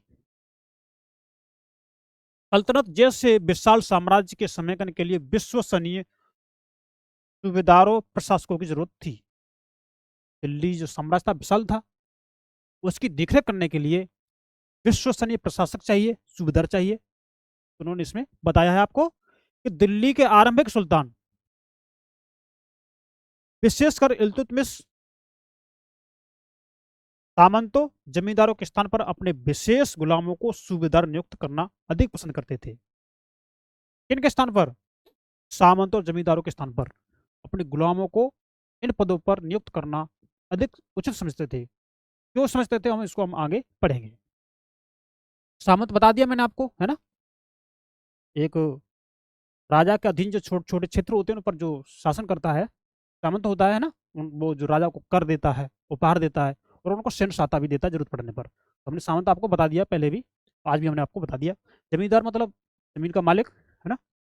ये चीज हमने आपको बता दी है। तो वो गुलामों को सूबेदार नियुक्त करना अधिक पसंद करते थे। क्यों? इन गुलामों को फारसी में क्या बोलते थे? बदंगा कहा जाता था, बंदगा कहा जाता था, है ना। तथा इन्हें सैनिक सेवा के लिए खरीदा जाता था। इनको गुलामों को इसके लिए, सैनिक सेवा के लिए इन्हें खरीद लिया जाता था।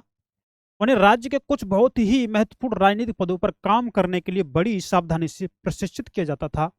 इनको गुलामों को वे चूंकि पूरी तरह अपने मालिक पर निर्भर होते थे। कौन? गुलाम। भाई गुलाम जिन्होंने खरीदा है तो उनके ऊपर ही तो निर्भर होंगे। तो वो जो भी जो इंपॉर्टेंट पद होते हैं इनको लिए उनको ट्रेनिंग दी जाती थी,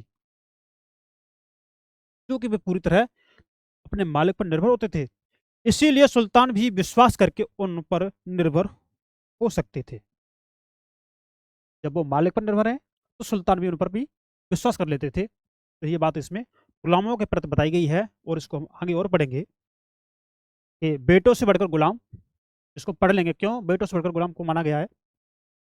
सुल्तानों को सलाह दी जाती थी, क्या सलाह दी जाती थी कि जिस गुलाम को हमने पाला, पोसा और आगे बढ़ाया है उसकी हमें देखभाल करनी चाहिए। जिस गुलाम को हमने पाला है, पोसा है और आगे बढ़ाया है उसकी हमें देखभाल करनी चाहिए, क्योंकि तकदीर अच्छी हो तभी पूरी जिंदगी में कभी कभी ही योग्य और अनुभवी गुलाम मिलता है। देखो कितने स्मूथली आपके एनसीईआरटी ने हर बात को साफ साफ स्पष्ट अक्षरों में लिख दिया गया है, जो आप हमें पढ़ने से ही समझ में आ रही है। आप पढ़ेंगे कि बुद्धिमानों का कहना है कि योग्य और अनुभवी गुलाम बेटे से भी बढ़कर होता है। बता दिया है कि आपको गुलाम को बेटे से बढ़कर मानने का कोई कारण समझ में आता है आप लोगों को? ये आप लोगों के लिए है। इस तरह के जो चिन्ह लग रहे हैं ना, इन पर आप खुद काम करेंगे, आपको अच्छी समझ होगी और आप अच्छी तरह से आप चीजों को समझेंगे।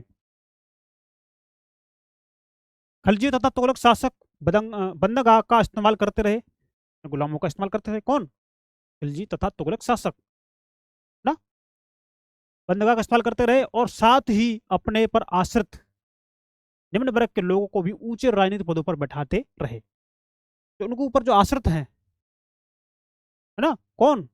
निम्न वर्ग के लोग, इनको भी ऊंचे पदों पर बैठाने लगे। जब निम्न वर्ग का व्यक्ति ऊंचे पद पर जाएगा तो क्या होगा, उसमें इसमें बताया गया है। ऐसे लोगों को सेनापति और सूबेदार जैसे पद दिए जाते थे। किसको? बदंगा को और आश्रित व्यक्ति को, जो निम्न वर्ग के हैं। सेनापति और सूबेदार जैसा पद दिए जाते थे, लेकिन इससे राजनीतिक अस्थिरता भी पैदा होने लगी। क्यों होने लगी? कि जिससे शासन चलाने का अनुभव ही नहीं हो, उसे आपने शासन पर बैठा दिया तो शासन कैसे चलाएगा? तो राजनीतिक अस्थिरता होगी, डिसबैलेंस होगा सिस्टम। इन्होंने इसमें बताया गया है, क्योंकि गुलाम और आश्रित अपने मालिकों और संरक्षकों के प्रति तो वफादार रहते थे, अगर उनके उत्तराधिकारियों के प्रति नहीं। जो आश्रित लोग हैं, जो गुलाम हैं, उनके जो मालिक, जो शासक हैं, उनके प्रति तो वफादार हैं, लेकिन शासक के जो उत्तराधिकारी हैं उनके प्रति वफादार नहीं है। नए सुल्तानों के अपने नौकर होते थे। नए सुल्तान तो क्या होते थे, उनके क्या अपने नौकर होते थे। फलस्वरूप किसी नए शासकों के सिंहासन पर बैठते ही प्राय नए और पुराने सरदारों के बीच टकराहट शुरू हो जाती थी। ये तो सौभाग्य है, ये तो होगा होगा निश्चित। तो इसमें बताया गया है कि सुल्तानों द्वारा निचले तबके के लोगों को संरक्षण दिए जाने के कारण, इसके कारण सुल्तानों को द्वारा निचले तबके के लोगों को संरक्षण दिए जाने के कारण और उच्च वर्ग के कई लोगों को गहरा धक्का लगता था कि आप निचले वर्ग के लोगों को संरक्षण दे रहे हैं, तो उच्च वर्ग के लोग थे उनको धक्का लगता था इस बात का। और फारसी जो तवारीख के लेखकों ने निचले निचले खानदान के लोग निचले खानदान के लोगों को ऊंचे पदों पर बैठाने के लिए दिल्ली के सुल्तानों की आलोचना भी की है। देखेंगे उस समय लोगों की कैसी दशा थी, कैसी मनोदशा थी, आप समझ सकते हैं। आश्रित का मतलब इन्होंने बता दिया, यहाँ पर क्या बताया है, जो किसी अन्य व्यक्ति के संरक्षण में रहता हो, उस पर निर्भर हो, वो हो गया आश्रित। तो आपकी एनसीईआरटी आपको हर चीज बता रही है। मैं उम्मीद है कि आपको हमारी क्लास अच्छी लग रही होगी। आप हमारे इस चैनल को लाइक करें, सब्सक्राइब करें और अपने दोस्तों को भेजें, क्योंकि ये सब हम आप लोगों के लिए कर रहे हैं। ये संस्थान नंदनी आईएएस जो आपके लिए कर रहा है, मेहनत कर रहा है, ये आप लोगों के लिए है। लक्ष्य यूपीएससी 2025 बैच के माध्यम से आईएएस प्रीलिम्स परीक्षा 25 मई 2025 को ध्यान में रख करके आपको वो कंटेंट दिया जा रहा है कि आप औरों से क्या, आप सबसे अच्छा क्या बोलूं, आप बेस्ट दे के आएंगे। आप खुद ही जान जाएंगे कि हाँ, जो मिला हमको अच्छा मिला है। और आप परीक्षा दे रहे होंगे या जिन्होंने परीक्षा दी होगी, और देख सकते हैं इतिहास से सवाल कैसे कैसे सीधे सीधे आपके एनसीईआरटी से उठा लिए जाते हैं। तो बने रहेंगे हाँ हमारे साथ, तो जल्दी हम इसको कवर कर लेंगे। और जब तक हमारा हो गया ये, तो इसमें हम सुल्तान मोहम्मद तुगलक के अधिकारी जन हैं उनके बारे में थोड़ा पढ़ लेते हैं क्या है।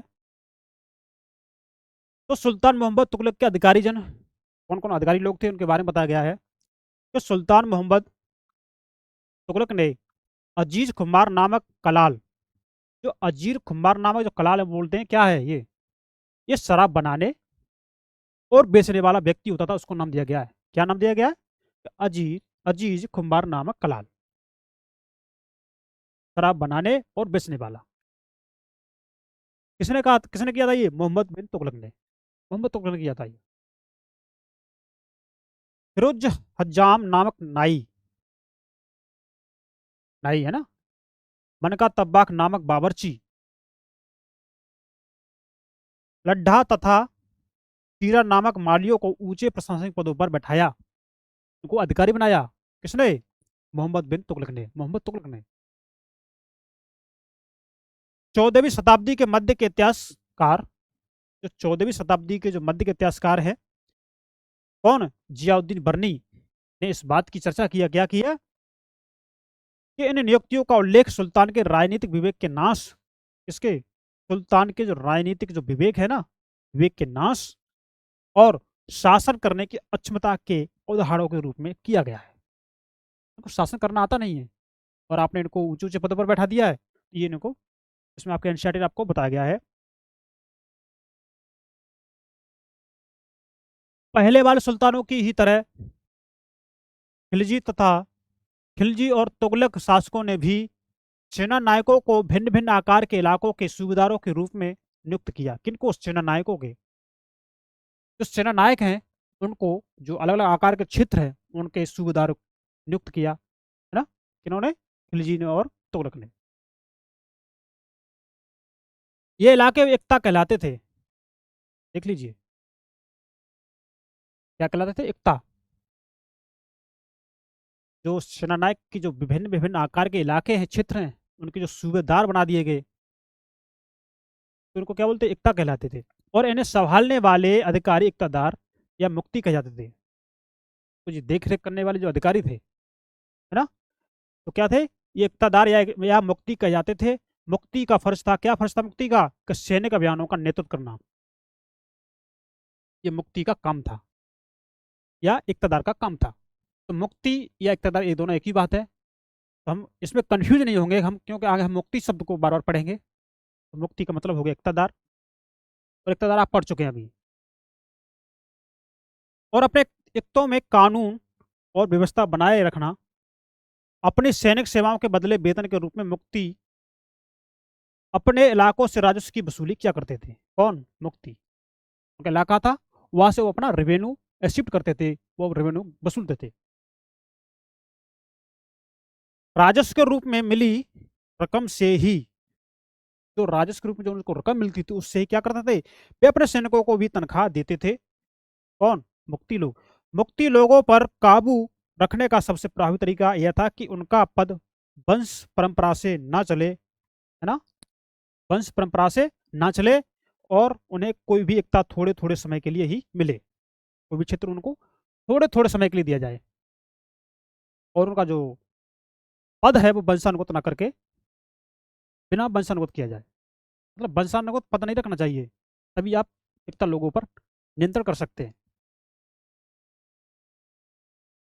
जिसके बाद उनका स्थानांतरण कर दिया जाए, मतलब उसका ट्रांसफर कर दिया जाए, उसके बाद थोड़े थोड़े समय के लिए इस क्षेत्र में रहे, थोड़े समय के लिए उस क्षेत्र में पहुंच गए, उनका ट्रांसफर कर दिया जाए। तो इसमें ये बात कही गई है। सुल्तान अलाउद्दीन खिलजी। कौन? अलाउद्दीन खिलजी और मोहम्मद बिन तुगलक के शासन काल में नौकरी के इन कठोर नियमों का बड़ी सख्ती से पालन होता था। क्या होता था? बड़ी सख्ती से पालन होता था, मोहम्मद तुगलक के शासनकाल में और अलाउद्दीन खिलजी के शासनकाल में।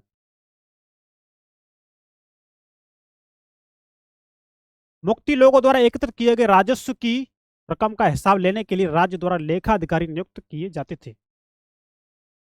कौन? लेखा अधिकारी नियुक्त किए जाते थे उसकी रकम का हिसाब लेने के लिए। और आगे क्या देखते हैं कि इस बात का ध्यान रखा जाता था कि मुक्ति राज्य द्वारा निर्धारित कर ही वसूले। क्या करे? मुक्ति है वो राज्य द्वारा जो निर्धारित टैक्स है वही वसूले, और तय संख्या के अनुसार सैनिक रखें, जितनी जरूरत है उतने सैनिक रखें, ज्यादा नहीं रखें, जितनी जरूरत है उतने ही सैनिक रखें। इसमें बात कही गई है। जब दिल्ली के सुल्तान शहरों से दूर आंतरिक इलाकों को भी अपने अधिकार में ले आए। कौन? दिल्ली के सुल्तान। जो शहरों से जो दूर जो आंतरिक इलाके थे उनको भी अपने नियंत्रण में ले आए, तो उन्होंने भूमि के स्वामी यानी सामंतों, भूमि स्वामी सामंतों और अमीर जमींदारों को भी अपनी सत्ता के आगे झुकाने को बाध्य कर दिया। लेकिन आगे होता क्या है? अलाउद्दीन खिलजी के शासनकाल में भू राजस्व के निर्धारण और वसूली के कार्य को राज्य अपने नियंत्रण में ले आया। भू निर्धारण और जो राज्य जो वसूली कर रहा था ये काम, ये अपने नियंत्रण में ले आया। तो फिर क्या होता है? स्थानीय सामंतों से कर लगाने का अधिकार छीन लिया गया। जो स्थानीय स्तर के जो सामंत लोग थे, ये जो टैक्स लगाते थे अपनी इच्छा अनुसार, उनसे वो छीन लिया गया, अधिकार छीन लिया गया। बल्कि स्वयं उन्हें भी कर चुकाने को बाध्य किया। बोलेगा सामंत लोग भी कर चुकाएंगे, कि सामंत लोग भी टैक्स देंगे। वो इसमें बात कही गई है कि सुल्तान के प्रशासकों ने जमीन की पैमाइश की ना, सुल्तान के जो प्रशासक थे उन्होंने क्या जमीन की पैमाइश की और इसका हिसाब बड़ी सावधानी से रखा। जमीन की पैमाइश की, उसका हिसाब लगाया, और आगे क्या किया? कुछ पुराने सामंत और जमींदार राजस्व के निर्धारण और वसूली अधिकारी के रूप में सल्तनत की नौकरी करने लगे।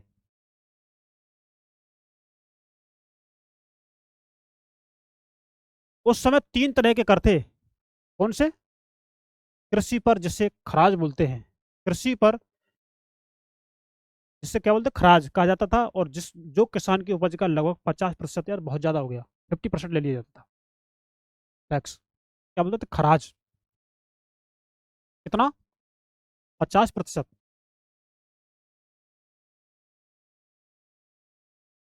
मवेशियों पर कर लगता था, मवेशी थी उन पर कर लगता था, घरों पर कर लगता था। तो इन्होंने ये बता दिया। यह याद रखना जरूरी है क्या, कि इस उपमहाद्वीप का काफी बड़ा हिस्सा दिल्ली के सुल्तानों के अधिकार से बाहर ही था। उपमहाद्वीप का जो काफी बड़ा हिस्सा था, क्या था? दिल्ली के सुल्तान के अधिकार से बाहर ही था। दिल्ली से बंगाल जैसे सुदूर प्रांतों का नियंत्रण कठिन था। दिल्ली से बंगाल का नियंत्रण कर पाना कठिन था, वही बात कही गई इसमें। और दक्षिण भारत की विजय के तुरंत बाद क्या होता है वो देखेंगे। तुरंत बाद ही वो पूरा क्षेत्र फिर से स्वतंत्र हो गया ना। दक्षिण भारत की जो विजय प्राप्त की उसके बाद वो क्षेत्र था, क्या हो गया, स्वतंत्र हो गया। यहाँ तक कि गंगा के मैदानी इलाके में भी घने जंगल वाले ऐसे क्षेत्र थे जिनमें बैठने में सुल्तान की सेना अक्षम थी, है ना। स्थानीय सरदारों ने इन क्षेत्रों में अपना शासन जमा जमा लिया, इसकी बात कही गई है। स्थानीय सरदारों ने इन क्षेत्रों में अपना शासन जमा लिया। अलाउद्दीन खिलजी और मोहम्मद तुगलक इन इलाकों पर जोर जबरदस्ती अपना अधिकार जमा लेते थे, पर वह अधिकार कुछ ही समय तक रह पाता था।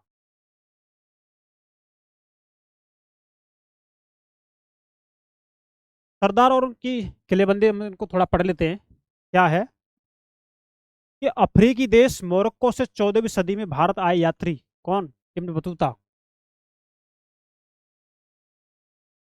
कहाँ से, अफ्रीकी देश से, मोरक्को से 14वीं सदी में जो भारत जो आए यात्री हैं इब्न बतूता ने बताया कि यहाँ की सरदार कभी कभी चट्टानी, उबड़ खाबड़ पहाड़ी इलाकों में किले बनाकर रहते थे।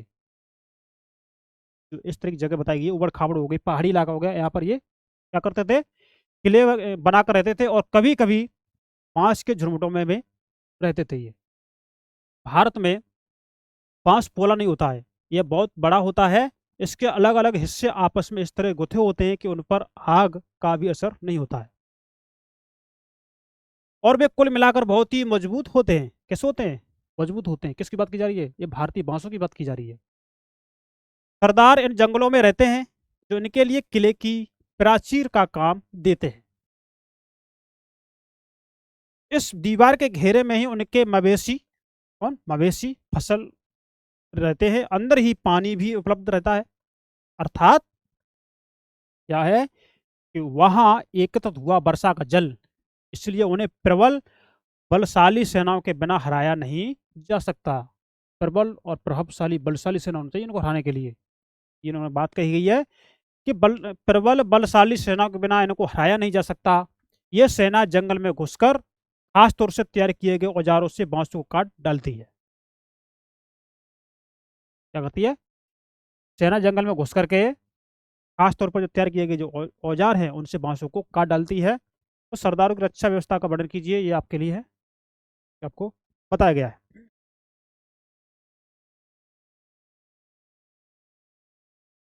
चंगेज खां के नेतृत्व में उन्होंने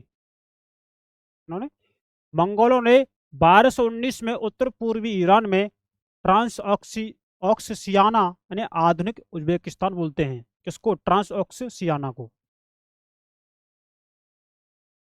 हमला किया। और इसके शीघ्र बाद ही दिल्ली सल्तनत को उनका धवा झेलना पड़ा। अलाउद्दीन खिलजी और मोहम्मद तुगलक के शासन कालों के आरंभ में दिल्ली पर मंगोलों के धावे बढ़ गए थे। इनके शासनकाल में, मोहम्मद तुगलक के शासनकाल में और अलाउद्दीन खिलजी के शासनकाल में मुगलों के शासन, मुगलों के आक्रमण, मुगलों के धावा बोलने की जो गति थी वो बढ़ चुकी थी। इससे मजबूर होकर दोनों ही सुल्तानों को एक विशाल स्थानीय सेना रखनी पड़ी। दोनों सुल्तानों, किसको, मोहम्मद तुगलक को और अलाउद्दीन खिलजी को। इनसे बचने के लिए अपनी एक विशाल सेना का निर्माण किया और उनको रखा। इतनी विशाल सेना को संभालना प्रशासन के लिए भारी चुनौती थी। बस सेना बड़ी है तो क्या हुआ, उनको संभालना प्रशासन के लिए एक चुनौती हो गई। आइए देखें कि दोनों सुल्तानों ने इस चुनौती का सामना कैसे किया, हम इसको आगे देखेंगे।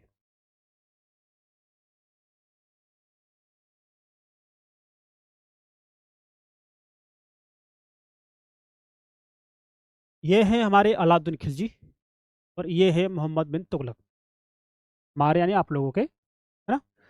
तो अलाउद्दीन खिलजी के बारे में हम थोड़ा जान लेते हैं कि दिल्ली पर 2 बार हमले हुए।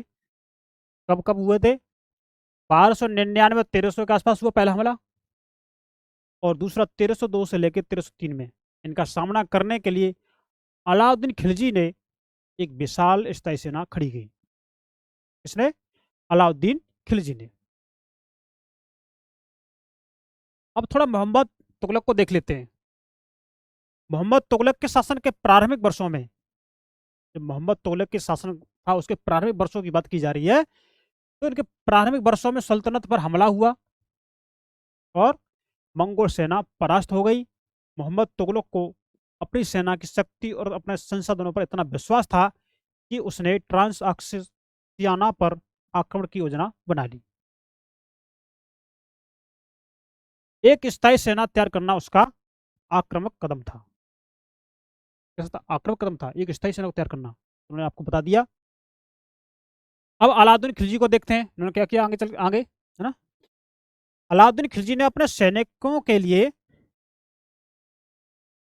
क्या, अपने सैनिकों के लिए सीरी नामक एक नया गेरसन शहर बनाया। मानचित्र में इस शहर को आप ढूंढेंगे। गेरसन शहर क्या होता है हमने आपको बता दिया, जहाँ सैनिक टुकड़ी रहती हो, जिसकी किलेबंदी की गई हो, क्या है वो गेरसन शहर हो गया, वही तो बताया गया। तो ये हो, अब देखते हैं हम अपने मोहम्मद बिन तुगलक को, है ना।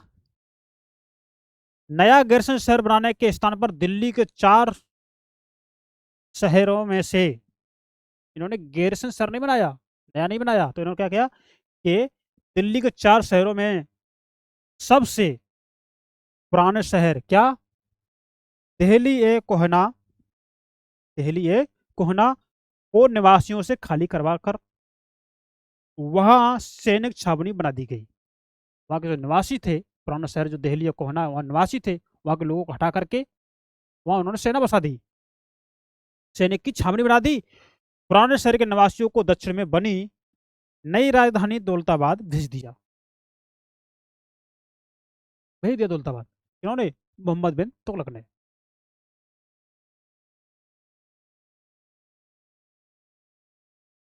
अब हम अपने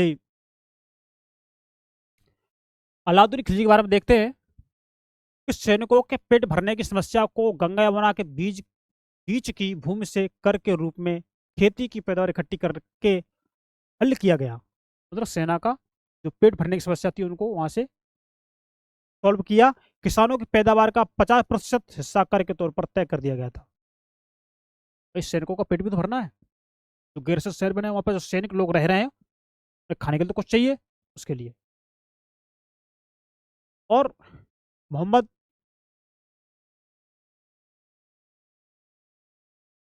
हाँ, ये मोहम्मद तुगलक जो सेना को खिलाने के लिए उसी इलाके से खाद्यान्न इकट्ठा किया, उसी इलाके से। लेकिन सैनिकों की विशाल संख्या की जरूरतों को पूरी करने के लिए सुल्तान ने अतिरिक्त कर भी लगाए। इसी दौरान उस क्षेत्र में अकाल भी पड़ गया, कर भी लगाए और उसी समय का हुआ उस क्षेत्र में अकाल भी पड़ गया, तो और समस्या उत्पन्न हो गई होगी। आगे देखेंगे कि सैनिकों को वेतन भी देना होता था अलाउद्दीन खिलजी को, तो सैनिकों को वेतन भी देना होता था। अलाउद्दीन ने सैनिकों को एकता के स्थान पर नगद वेतन देना तय किया। सैनिक अपना आवश्यक सामान दिल्ली के व्यापारियों से खरीदते थे। दिल्ली के व्यापारी थे, उनसे क्या जरूरत वाले सामान खरीदते थे क्योंकि वो वेतन देते थे।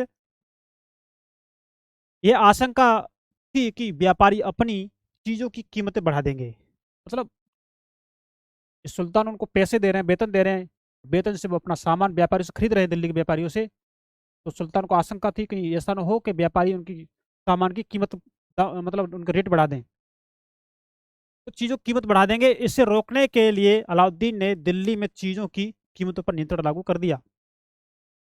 अफसर बड़ी सावधानी से कीमतों का संरक्षण करते थे और जो व्यापारी निश्चित दरों का उल्लंघन करते थे उन्हें सजा मिलती थी। मोहम्मद तुगलक भी अपने सैनिकों को नगद वेतन देता था, लेकिन कीमतों पर नियंत्रण करने की जगह उसने कुछ कुछ आज की कागजी मुद्रा की तरह जो टोकन बोलते हैं, यानी सांकेतिक मुद्रा चलाई। किसने? मोहम्मद बिन तुगलक ने। ये सिक्के धातु के बने होते थे, लेकिन सोने चांदी के ना होकर सस्ती धातु के थे। ये धातु के थे लेकिन सोने चांदी के नहीं थे, कोई सस्ती धातु के ये सिक्के थे। तो 14वीं सदी के लोगों को इस मुद्रा पर भरोसा नहीं था। जो भी 14 सदी के लोग थे उनको इस मुद्रा पर कोई विश्वास नहीं था। तो इन्होंने क्या किया, क्या काम किया, वे बड़े चतुर थे। कौन? वो लोग अपने सोने चांदी के सिक्के वे बचा कर रख लेते थे और अपने तमाम कर इस टोकन मुद्रा से ही चुकाते थे। इतने चतुर थे। सोने चांदी की जो मुद्रा अपने पास रख ली, वो जो अपने टैक्स जो कर थे वो कागजी मुद्रा, सांकेतिक मुद्रा से ही, टोकन के माध्यम से ही चुकाते थे। इस सस्ती मुद्रा जैसे जाली सिक्के भी बड़ी आसानी से बना लिए जाते थे। वो सिक्के बड़ी आसानी से बन जाते थे, नकली नकली नोट टाइप में बन जाते थे। अलाउद्दीन के प्रशासनिक कदम काफी सफल रहे। क्या रहे? अलाउद्दीन के जो प्रशासनिक कदम थे काफी कैसे सफल रहे। इतिहासकारों ने कीमतों में कमी और बाजार में वस्तुओं की कुशलता से आपूर्ति के लिए उसके शासनकाल की बहुत प्रशंसा की है।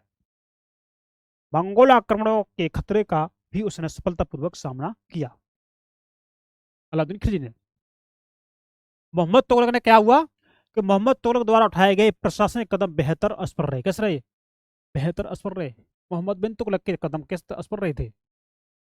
कश्मीर पर उसका आक्रमण पूरी तरह विफल रहा। जो कश्मीर पर जो आक्रमण करना चाहता था वो कैसा रहा? विफल रहा। तब उसने तुरान पर हमला करने का इरादा छोड़ दिया। किस पर? वो तुरान पर जो हमला करना चाहता था, तो वो उसने इरादा बदल दिया और अपनी विशाल सेना को भंग कर दिया। 10 सेना को उसने भंग कर दिया। इसी बीच उसने प्रशासन संबंधी जो कदम उठाए थे, कौन से संबंध? प्रशासन संबंधी जो कदम उठाए थे उनसे कई परेशानियां पैदा हो गई। क्या पैदा हो गई? कि दौलताबाद ले जाए जाने से लोग बहुत नाराज थे। जो लोग दौलताबाद ले जाए गए थे उनसे लोग क्या थे? नाराज थे। करों में वृद्धि कर दी थी। गंगा यमुना के दबाव में अकाल से विक्षुब्ध जनता बगावत पर उतर आई और मोहम्मद तुगलक को अंततः टोकन मुद्रा भी वापस लेनी पड़ी। अपन मन लगा सकते हैं दोनों में। तो दिल्ली से दौलताबाद लोग जाएंगे, कुछ बड़े बूढ़े बुजुर्ग लोग होंगे, कुछ महिलाएं होंगी, कुछ के प्रियजन छूटे होंगे, तो वो मतलब उनसे नाराज हो गए थे शासनकाल से, मोहम्मद बिन तुगलक से। और जो गंगा यमुना का द्वीप क्षेत्र था वो अकाल पड़ गया था, तो उसने अपनी जो सांकेतिक मुद्रा थी उसको भी उसने वापस ले लिया। उस तरह से जो मोहम्मद बिन तुगलक की योजना है वो असफल रही थी। अलाउद्दीन अलाउद्दीन खिलजी की योजनाएं सफल रही थी। यही इसमें आपको बताया गया है ना। इन तमाम असफलताओं की गिनती करने में हम कभी कभी भूल जाते हैं। क्या भूल जाते हैं? कि सल्तनत के इतिहास में पहली बार दिल्ली के किसी सुल्तान ने मंगोल इलाके को फतेह करने की अभियान की योजना बनाई थी, है ना। मंगोल इलाके,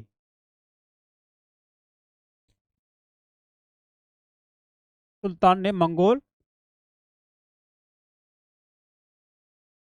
इलाके को फतेह करने के अभियान की योजना बनाई थी, जहां अलाउद्दीन खिलजी का बल प्रतिष्ठा पर था ना? वह मोहम्मद तुगलक के द्वारा उठाए गए कदम मंगोलों के विरुद्ध सैनिक आक्रमण की योजना का हिस्सा थे। देखेंगे। अब 15वीं तथा 16वीं शताब्दी में सल्तनत के बारे में थोड़ा जान लेते हैं। क्या? कि तालिका एक को फिर से आप देखेंगे और आप पाएंगे कि तुगलक वंश के बाद तुगलक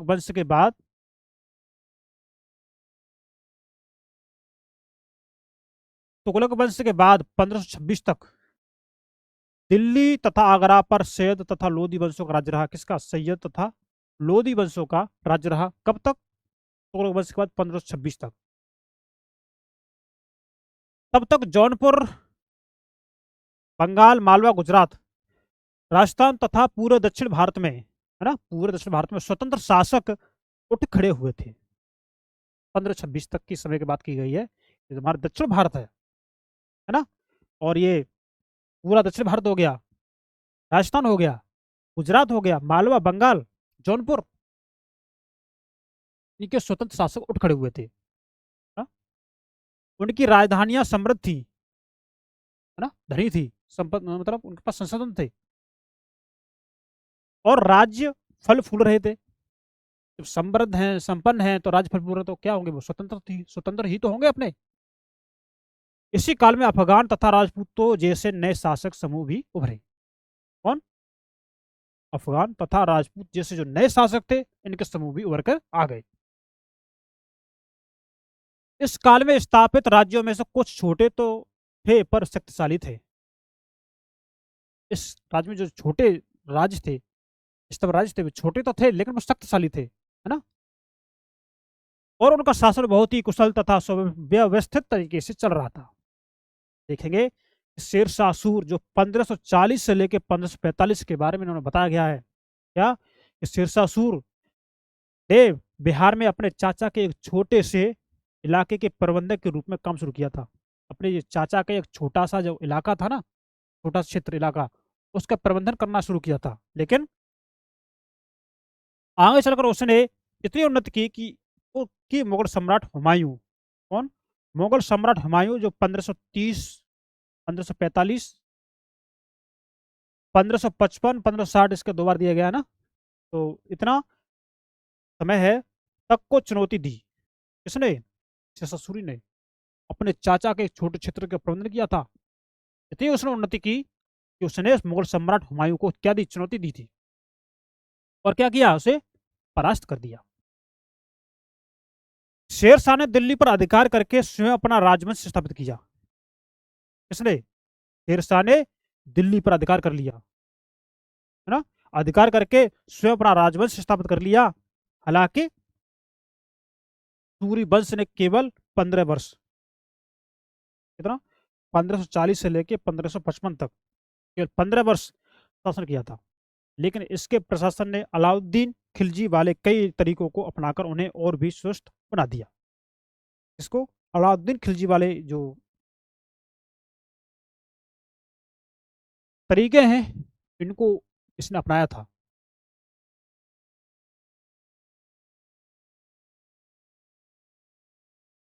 अब महान सम्राट अकबर जो 1556 से लेकर 1605 ईस्वी में इसका समय बताया गया है ना? 1556 से लेकर 1605 ईस्वी तक का समय उसमें बताया गया है कि मुगल सम्राट अकबर ने जब मुगल साम्राज्य को समेकित किया, है ना, तो उसने अपने प्रतिमान के रूप में शेरशाह की प्रशासन व्यवस्था को ही अपनाया था। किसने? मुगल सम्राट अकबर ने। इसने भी अपने मुगल साम्राज्य को समेकित किया, नियंत्रित किया। तो इसको हम और आगे देखेंगे। हाँ, तो इसमें थोड़ा इस चैप्टर में जो अंत का जो भाग होता है अनयंत्र, हाँ, इसमें थोड़ी जो बात अन्य जगह चल रही होती है उपमहाद्वीप के अलावा, उसको उसमें दी गई है, उसको पढ़ लेते हैं कि 3 श्रेणियां: ईश्वरीय शांति, नाइट और धर्मयुद्ध। इनके बारे में थोड़ा जान लेते हैं। 3 श्रेणियों का विचार सबसे पहले 11वीं शताब्दी के आरंभ में फ्रांस में सूत्रबद्ध किया गया। इसके अनुसार समाज को 3 वर्गों में विभाजित किया गया: प्रार्थना करने वाला वर्ग, ना, युद्ध करने वाला वर्ग और खेती करने वाला वर्ग। तीनों वर्गों में समाज के इस विभाजन को ईसाई धर्म का समर्थन भी प्राप्त था। इनका ईसाई धर्म का। इस विभाजन में ईसाई धर्म को समाज में अपने प्रबल प्रभाव को और भी दृढ़ करने में सहायता मिलती थी। इसी विभाजन से योद्धाओं का एक नया समूह भी उभर गया। इन योद्धाओं को नाइट कहा जाता था। ये अनंतर की बात है, इनको हम एक बार देख लेंगे तो हो सकता है ऐसा क्वेश्चन बन जाए तो आप ये नहीं कहेंगे कि हमने पढ़ा नहीं है, तो इसलिए हम आपको पढ़ा रहे हैं इस चीज़ को। हमने कहा है कि आपको एनसीईआरटी में हम आपको हर चीज़ पढ़ाएंगे, एक एक शब्द पढ़ाएंगे। अब से आप धैर्य से पढ़ें और देखें कि ईसाई धर्म एक इस समूह को संरक्षण देता था और अपनी ईश्वरीय शांति की अवधारणा के प्रसार में इनका उपयोग करता था। कौन? ईसाई धर्म। नाइटों से उपेक्षा की जाती थी कि वे धर्म और ईश्वर की सेवा में समर्पित योद्धा रहे। कोशिश ये रहती थी कि इन योद्धाओं को आपसी लड़ाई भिड़ाई से विमुख करके उन मुसलमानों के विरुद्ध युद्ध करने भेज दिया जाए जिन्होंने यरूशलेम शहर पर कब्जा कर रखा था। ये अन्य जगह की बात है। इस प्रयत्न के परिणामस्वरूप सैनिक अभियानों की एक श्रृंखला चली जिसे क्रूसेड यानी धर्मयुद्ध कहा गया। क्रूसेड मतलब धर्मयुद्ध। ईश्वर तथा धर्म की सेवा में किए गए इन अभियानों ने नाइटों की हैसियत पूरी तरह बदल डाली। पहले इन नाइटों की गिनती कुलीनों में नहीं होती थी, है ना, कुलीनों में नहीं होती थी, मगर फ्रांस में 11वीं सदी के अंत तक और जर्मनी में उससे एक सदी बाद इन योद्धाओं के दीनहीन अतीत को भुला दिया गया। 12वीं सदी तक तो कुलीन वर्ग के लोग भी नाइट कहलाना चाहने लगे थे, नाइट कहलाना चाहने लगे थे कुलीन वर्ग के लोग। कब तक? 12 सदी तक।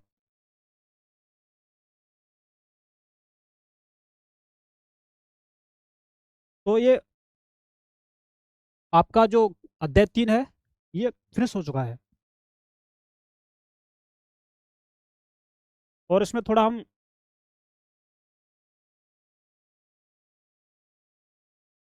जो बीज शब्द है ना उनको थोड़ा देख लेते हैं। तो मैं थोड़ा यहाँ से हटकर पढ़ लेता हूँ। बीज शब्द, एकता आप पढ़ चुके हैं, तारीख पढ़ चुके हैं आप लोग, केरसन पढ़ चुके हैं, मंगोल पढ़ चुके हैं, लिंग पढ़ चुके हैं, आप खराज पढ़ चुके हैं।